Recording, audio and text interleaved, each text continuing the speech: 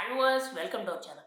వీడియోలో మనం మెయిన్‌గా మాట్లాడబోయే విషయం ఏంటంటే, పవన్ కళ్యాణ్ రాజకీయ హవా అనేది ఏకంగా ఆంధ్రప్రదేశ్‌లోనే కాదు, తెలంగాణలోనే కాదు, దేశవ్యాప్తంగా అన్ని రాష్ట్రాల్లో ఉంది.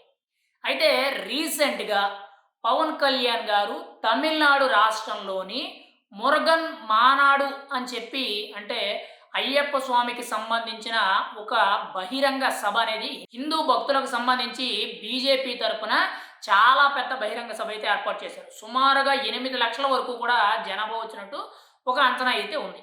అయితే ఈ సభా కార్యక్రమానికి మురుగన్ మానాడు అనే కార్యక్రమానికి పవన్ కళ్యాణ్ గారు తమిళ సాంప్రదాయమైన పంచకట్టులో వెళ్ళడం జరిగింది.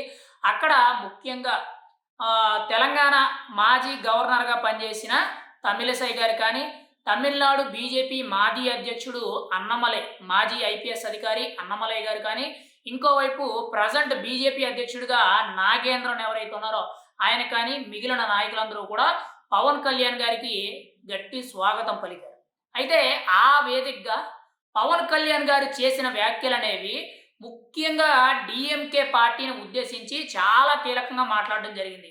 ఎవరైతే సెక్యులర్లు, సూడో సెక్యులర్లు అనే పేరుతో ముఖ్యంగా హిందూ ధర్మాన్ని, సనాతన ధర్మాన్ని, హిందూ దేవుళ్ళను తొక్కాలని చెప్తున్నారో, ఈ ధర్మాన్ని అంతం చేయాలని చూస్తున్నారో వాళ్ళని ఉద్దేశించి చాలా కీలకంగా పవన్ కళ్యాణ్ గారు మాట్లాడడం జరిగింది. అయితే ఇప్పటి వరకు కూడా పవన్ కళ్యాణ్ గారు మాట్లాడి ఇప్పటికి దాదాపుగా 4, 5 రోజులు అయితే అవుతుంది. కానీ ఇప్పటి వరకు కూడా తమిళనాడులో అధికారంలో ఉన్న డీఎంకే పార్టీ ముఖ్యంగా ముఖ్యమంత్రి స్టాలిన్ కానీ, తన కొడుకు ఉదయనిధి స్టాలిన్ ఉప ముఖ్యమంత్రి కానీ, ఆ పార్టీకి సంబంధించిన నేతలు కానీ ఎవ్వరూ కూడా స్పందించలేదు. కానీ తాజాగా చూసుకుంటే 'బాహుబలి' సినిమాలో నటించిన కట్టప్ప ఎవరైతే ఉన్నారో, అంటే మన గుండు కట్టప్ప ఎవరైతే ఉన్నారో ఆయన ఒక సూడో సెక్యులర్. ఈయన ఏ మతానికి చెందినవాడు కాదు, ఏ పార్టీకి చెందినవాడు కాదు. ఎప్పుడు ఏ విషయం మీద ఎలా రియాక్ట్ అవుతాడు అనేది కూడా చాలా క్లారిటీ అయితే ఉండదు. ఒక రకంగా చెప్పాలంటే ఈయన, ప్రకాష్ రాజు ఒకే పంతన.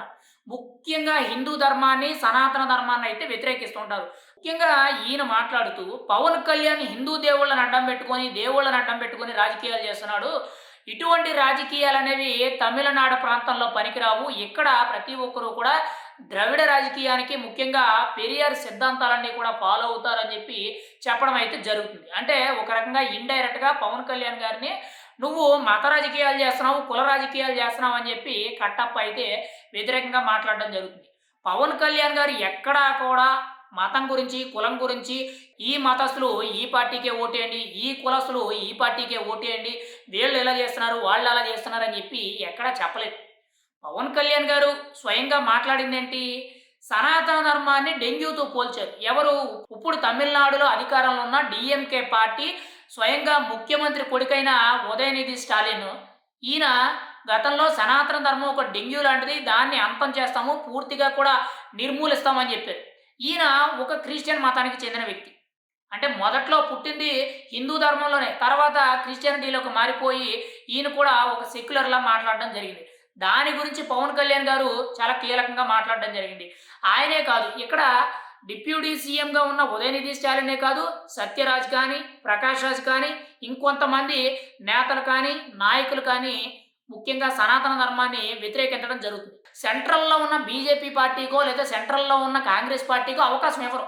కేవలం ప్రాంతీయ పార్టీకే, అది కూడా ద్రవిడ సిద్ధాంతాన్ని ఎవరైతే ఫాలో అవుతారో వాళ్ళకి మాత్రమే వీళ్ళు పదవులు కట్టబెట్టడం జరుగుద్ది. మీరు ఎప్పుడైనా చూసుకోండి, గత 30, 40 ఏళ్ల నుంచి కూడా తమిళనాడులో కాంగ్రెస్ పార్టీ గాని, బీజేపీ పార్టీ గాని గెలిచినట్లేదు. పోనీ వేరే పార్టీలు కూడా గెలిచినట్టు ఎక్కడా లేదు. కేవలం డీఎంకే, అన్నా డీఎంకే తప్పితే వేరే పార్టీలు ఏమీ గెలవు. ఇప్పుడు కీలకంగా పవన్ కళ్యాణ్ గారు మాట్లాడిన మాటలతో ఇప్పుడు తమిళనాడులో ఒకవైపు కట్టప్ప పవన్ కళ్యాణ్ మత రాజకీయాలు చేస్తున్నాడు, కుల రాజకీయాలు చేస్తున్నాడు అని చెప్పి ఈయన ఆరోపించడం జరుగుతుంది. మరి అధికారంలో ఉన్న డీఎంకే పార్టీ నేతలు ముఖ్యంగా ఉదయనిధి స్టాలిన్ సనాతన ధర్మాన్ని తక్కువ చేసి ఎందుకు మాట్లాడాలి? సనాతన ధర్మాన్ని డెంగ్యూ కింద ఎందుకు పోల్చాలి? దాన్ని ఎందుకు అంతం చేస్తాననాలి? మరి అప్పుడు ఎందుకు స్పందించలేదు మన కట్టప్ప గారు? ఇంకోవైపు డీఎంకే పార్టీకి చెందిన ఒక మినిస్టర్ శేఖర్ బాబు అనే వ్యక్తి పవన్ కళ్యాణ్ దమ్ముంటే 2026 ఎన్నికల్లో తమిళనాడులోకి వచ్చి పోటీ చెయ్యు, అప్పుడు నీ సత్తా చూపించు, నువ్వు ఎక్కడి నుంచో వచ్చి ఇక్కడ మా రాజకీయాల గురించి మాట్లాడుతున్నావు అన్నారు. ఆయన రాజకీయాల గురించి మాట్లాడలే.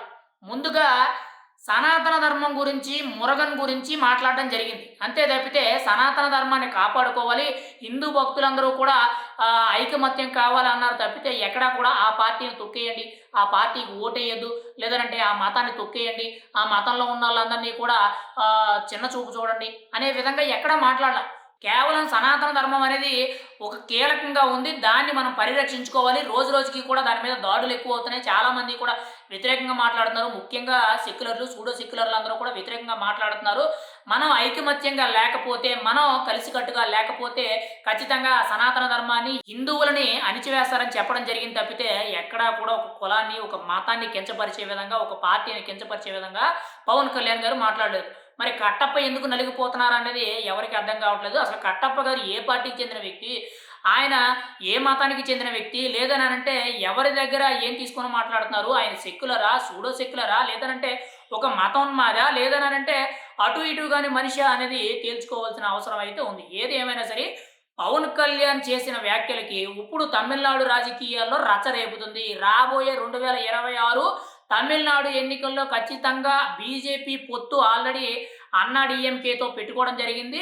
ఇంకోవైపు కొత్తగా విజయ్ దళపతి పెట్టిన టీవీకే పార్టీ ఏదైతే ఉందో ఇది కూడా పొత్తులో కలవబోతుందని చెప్పి కొంత సమాచారం అయితే వినపడుతుంది. ఖచ్చితంగా అది జరిగినట్లయితే రాబోయే రోజుల్లో 2026 తమిళనాడులో కొత్త గవర్నమెంట్ అనేది ఎన్డీఏ కూటమి గవర్నమెంట్ అనేది అధికారంలోకి రావడం అయితే జరుగుద్ది. మరి ముందు ముందు ఎటువంటి పరిణామాలు చోటు చేసుకుంటాయని చూడాలి. తమిళ రాజకీయాల్లో మాత్రం పవన్ కళ్యాణ్ హవా అయితే చాలా కీలకంగా ఉందని మనం అయితే చెప్పుకోవచ్చు.